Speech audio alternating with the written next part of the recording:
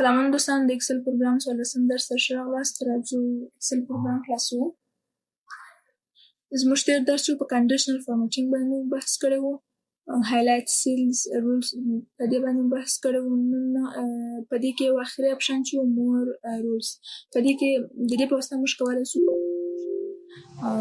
خپل د خوښې رولز جوړ کړو.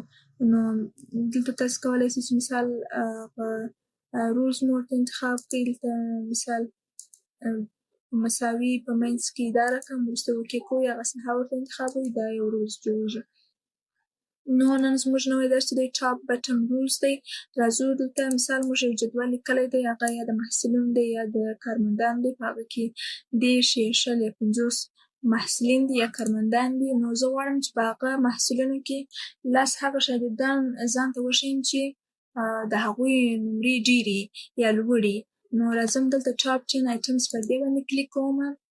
وروسته زه به پلی راسم دغه د مارکس کالم به انتخاب کوم. وروسته بیرته راځم ټاپ بټن رولز ته، ټاپ 10 آیټمز پر دې باندې کلیک کوم. دلته اوس زه شمارې ورکوم. فرض مثال زه په دغه 10 نفرو کې ماته 3 هغه اشخاص وښایي چې د هغوی نمرې پوره وي.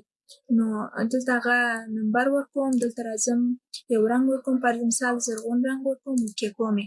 اوس به دلته موږ ته وښیي چې په دغه لیست کې یا مثال په دغه صنف کې په دغه جدول کې دغه 3 اشخاص چې دي دوی پوره نمرې وړي دي. مثال احمد دی، فیصدي د لحاظه موږ ته ښیي.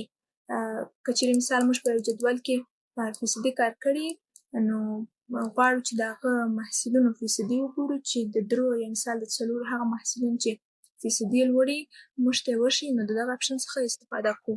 دلته هغه شماره ورکوو. وروسته دلته راځو یو رنګ ورکوو، اوکې کوو. یعنې اوس به موږ ته وښیي چې دغه 3 اشخاصو فیصدي لوړه ده. بل اپشن چې دی بټن 10 آیټمز دا وظیفه لري. مثال په دغه جدول کې 3 یا 4 یا 15 یا 10 هغه محصلین راته وښیي چې د هغوی نمرې کمې. نو د دغه اپشن څخه استفاده کولی شو. او دغه بټن 10% دا بیا د فیصدي د لحاظه موږ ته ښیي چې مثال فیصدي یې کښته وي، نو دا موږ ته ښیي. په دې کې دغه اپشن ډېر کارېږي. او چې مثال غواړئ چې خپل د خوښې رولز جوړ کړئ، نو په دغه اپشن باندې کلیک کوئ. دلته ټاپ لوړې نمرې، بټن کښته نمرې، دلته مارکس ورکوئ، د اپشن نور فارمټ جوړوئ. بل اپشن چې دی ډاټا بار دی. د دې په واسطه موږ کولی شو چې د رنګونو له لحاظه نمرې معلوم کړو. فرض مثال زه دا انتخابوم یا دا انتخابوم، زه به اول راسم دا فارمټ به کلیر کړم. دلته راځم پر دې اپشن باندې کلیک کوم. غواړم چې د رنګونو د لحاظه ماته وښیي چې د چا نمرې مثال ډېر دي، د چا نمرې لږ دي. نو اوس به موږ ته د هغه سل چې فیل یا مثال مکمل فیل یا ډکې، نو د هغه نمرې ډېر دي. اوس وګورئ د دې رنګ تر دغه ځایه پورې دی، نو دا لږ دي، او دا چې دونه دی دا متوسطه نمرې دي، ښه نمرې دي. او بل کالر، د دې په واسطه به موږ کولی شو موږ ته څو مختلف کالرونه ښیي په څو رنګونو کې، مثال په 3-4 رنګونو کې موږ ته ښیي.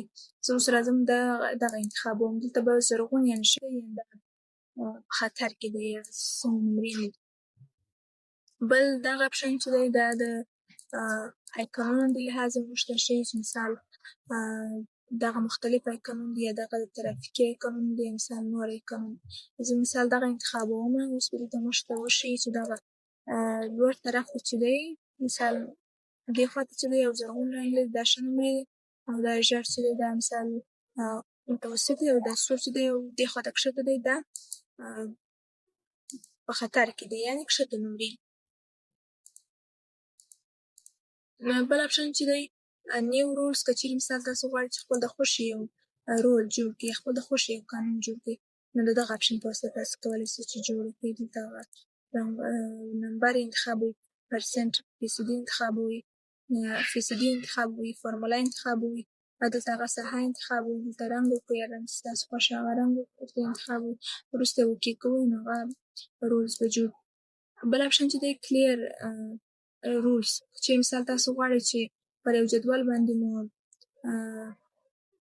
رول اپلای کړي، نو د دې اپشن په واسطه تاسو کولی شئ چې هغه کلیر کړئ. مثال کلیر رولز فرام سلیکټډ سیټ، یعنې هغه سلونه چې تا انتخاب کړي او پر هغه باندې دې کنډیشنل فارمټینګ اپلای کړی نو هغه درڅخه باقي او clear rules from entire sheet دا به مثال په دغه ټوله شیټ کې چې چیرې دغه فارمټینګ یا کنډیشنل اجرا سوی نو هغه موږ ته باقي.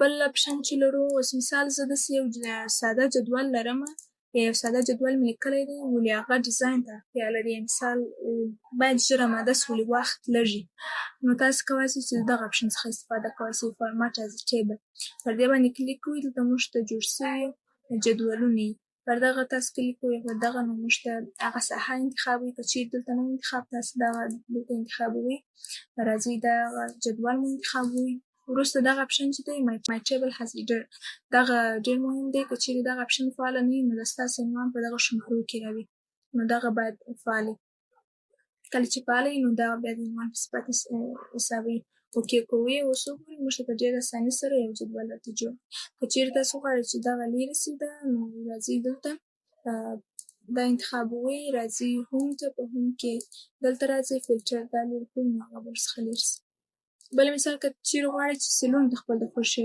رنګ ورکړئ راځئ دلته سیل سټایل انتخابوئ دلته مختلف رنګونه دي هر څه ته تاسو کولی شئ چې هغه رنګونه ورکړئ اوکې کوئ نو هغه مشخص یا انتخاب سوي سیلونو ته به رنګ ورکول سي